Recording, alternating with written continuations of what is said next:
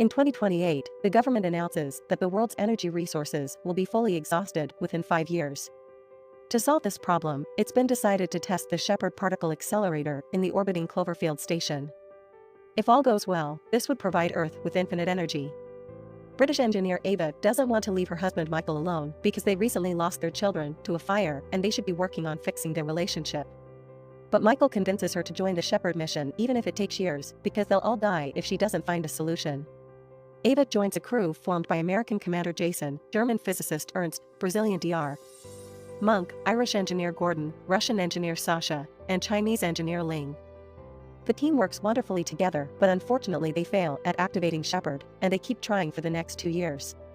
Ava keeps in touch with Michael through video calls, and he updates her on the awful state of the world. When Ava needs some extra comfort, she also plays old videos of her children.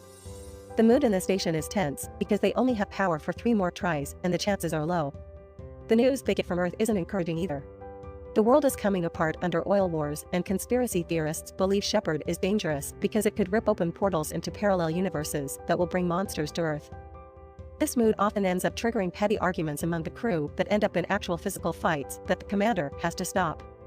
The team gets their emotions under control when it's time for the 47th test.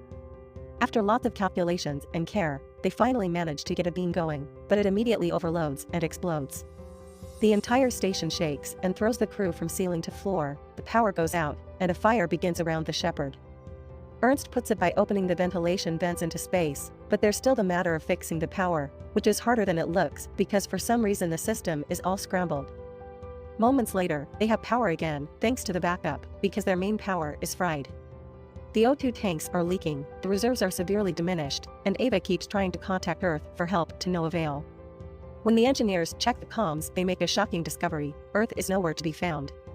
The first theory they can think of is that Shepard has thrown them across the galaxy, prompting Ava to check her own private communicator and sadly confirms she can't contact her husband either. This dire situation triggers another argument among the crew as they look for someone to blame for the malfunction. Jason takes a moment to cry in private, and once he's calmed down, he breaks up all the arguments and reminds his crew their priority is to survive. Each person is assigned a repair to work on, but when Ava and Sasha go to check on the gyroscope that aids in the station's navigation, they find it missing. That's not the only weird thing happening. Sasha keeps touching his face because he feels something bothering him under the skin, and there are some weird groaning noises coming from one of the walls. Yet another argument begins because half of the crew doesn't want to break a wall and release something dangerous, but they don't have any other choice. As soon as they take the panel off, they are shocked to find a woman named Mina Painful stuck among the wires. Nobody knows who she is, but she mentions Ava's name. The crew immediately cuts all the wires and takes Mina out to take her to the infirmary, where they put her to sleep so that Monk can take care of her without more pain. Meanwhile on Earth, Michael wakes up in the middle of the night when he feels the whole house shaking. Looking through the window shows him lots of explosions outside, and when Michael checks his phone, he sees messages from everyone freaking out over a possible European invasion having reached the USA.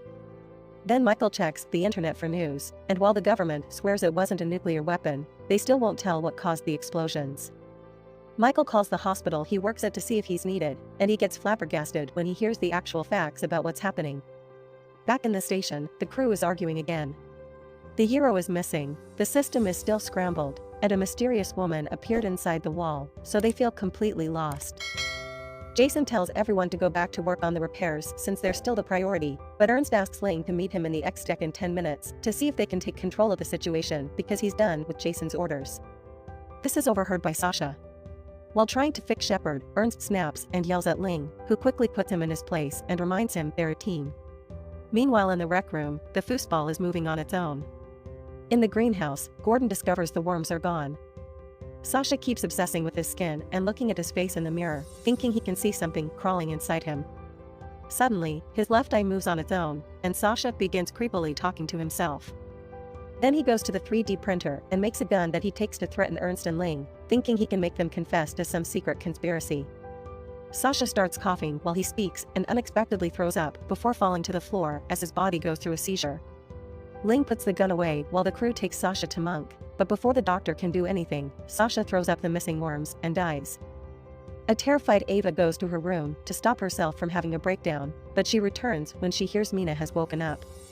Jason is wary of this woman, but Ava still approaches her and asks her what she's doing here. Mina wonders the same about Ava and explains she's been in this station for 2 years. She knows all the others except for Ling. Ava tells her Ling is the shepherd engineer, but Mina says that's her own job and that Ava was supposed to be on Earth. Mina swears Ava had been the team's civilian coordinator and they were friends, but Ava still doesn't know who she is. Upset over the fact nobody knows her, Mina clings to Ava with a hug and whispers in her ear not to trust Ernst because he was the one to sabotage the ship. When Jason learns about this, he checks the system and finds emails confirming Ernst is a spy. Jason immediately goes to find him and beat him up before locking him up in a room as a prisoner, although Ernst swears he doesn't know what they're talking about. In the meantime on Earth, citywide destruction has been reported. Michael's driving to the hospital while calling people at the base to send a message to his wife only to hear they've lost contact with the station. Eventually, Michael stops the car because he sees a giant shadow walking away from a destroyed house where young Molly is yelling for help. Michael takes her with him in the car, but they can't go to the hospital because Michael gets a message that the building has been destroyed too. He promises Molly she'll reunite with her parents later, then he takes her to a shelter that belongs to a friend that is out of town where they can wait safely. In the station, Gordon is working on the repairs when suddenly a weird hole appears on the wall and swallows his arm. This strange hole is capable of moving all over the wall and dragging Gordon with him. Gordon and Ava hear him cry for help and come pull him out, but once he's free, Gordon is shocked to discover he's lost his arm. Monk takes a look at it, but he can't find any clues, especially since Gordon swears it doesn't even hurt. Things get weirder when the door to Ernst's room opens on its own and he comes out to find something in the corridor that makes him call the crew. Everyone joins Ernst and finds Gordon's arm crawling on the floor. Gordon swears he isn't controlling it, so the crew puts the arm under a glass box while Ernst explains this proves the conspiracy theorist right. The Cloverfield Paradox is real and two realities in a multiverse are fighting to occupy the same space, creating chaos. The arm starts making writing gestures and the crew brings it a pen that the arm uses to give a message. They need to check inside Sasha. They do as the arm says, and to everyone's surprise, they find the missing gyroscope inside Sasha's stomach. They immediately put it back in the system and manage to fix the scrambling, which reveals the station had been upside down and moved during the explosion. As soon as they fix these issues, they manage to find Earth again, and while they can't send messages yet, they can receive the planet's signals. The news clips that appear on the screen are weird too. They talk about a 14-month-old world war that was caused by the destruction of the Cloverfield station, which fell in the middle of the ocean. Ernst quickly realizes what's going on. There aren't two different realities fighting. The crew and the station jumped into a different universe where the original crew is dead except for Mina. Ernst wants to fix Shepard and fire it again to return home, but Monk and Gordon want to help the people on this Earth. Ling disagrees and thinks it's too late here, so they should go back and prevent this war from happening on their Earth. Ernst stops the argument by pointing out that going back is their only option because the longer they stay, the weirder effects they'll go through. Later when Monk checks on Mina, she explains her station also failed when Shepard overloaded, and she can tell they are a crew from a parallel dimension. Ernst and Ling think condensation caused the Shepard to overload, so Ling goes to fix the ventilation to help with that problem. Ernst confirms it solves the issue, but Ling can't come back because the door has locked on its own and now the room is being filled with water coming out of the ventilation vents. Ernst, Ava, and Jason rush to help her, but they can't override the locking code, and they don't have enough strength to pull it open manually. Eventually, the pressure of the water breaks open the outer door, and Ling dies when she's hit by the vacuum of space. After the crew has a moment to breathe, Ernst wants to get back on the repairs because losing Ling proves being here is dangerous. They can't finish fixing Shepard without Ling though, so Ava points out Mina is the Ling of this universe, thus she should have the same knowledge. Jason continues to be wary of her, but they don't have a choice. Back on Earth, Michael's sure the paradox Ava had told him about is behind all this. He's calling a friend in the forest to see if he can locate Molly's parents when suddenly, the shelter begins shaking and a monster roar can be heard outside.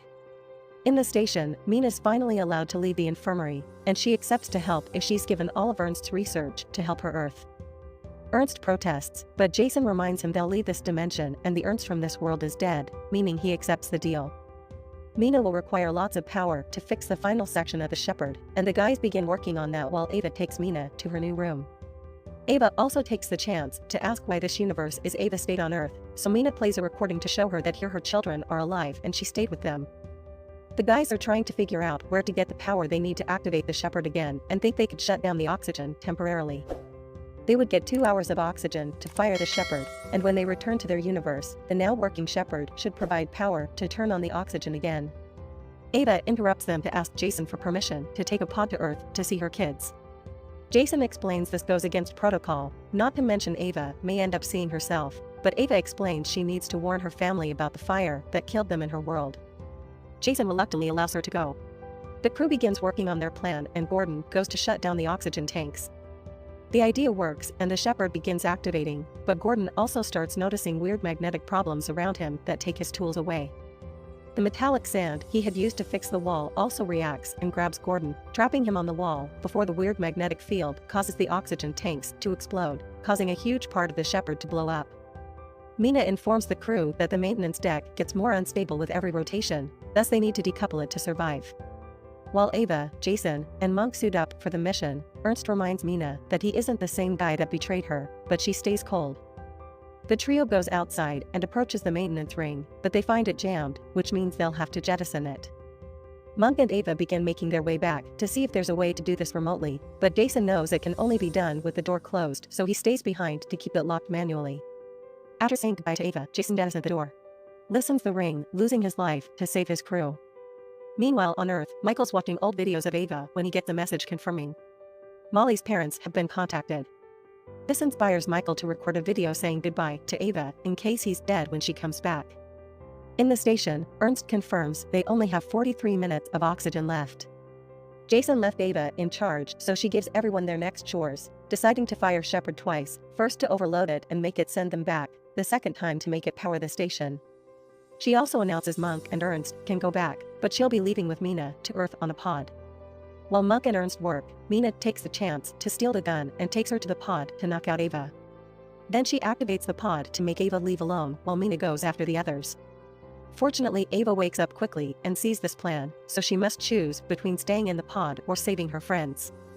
Mina finds Monk first and shoots him to get the key for the Shepherd because she wants to keep it to save her planet.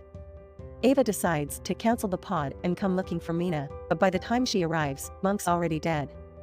Mina goes after Ernst next, although her shot isn't in a vital spot because she needs him to control the Shepherd, although she admits she wants revenge for her crew.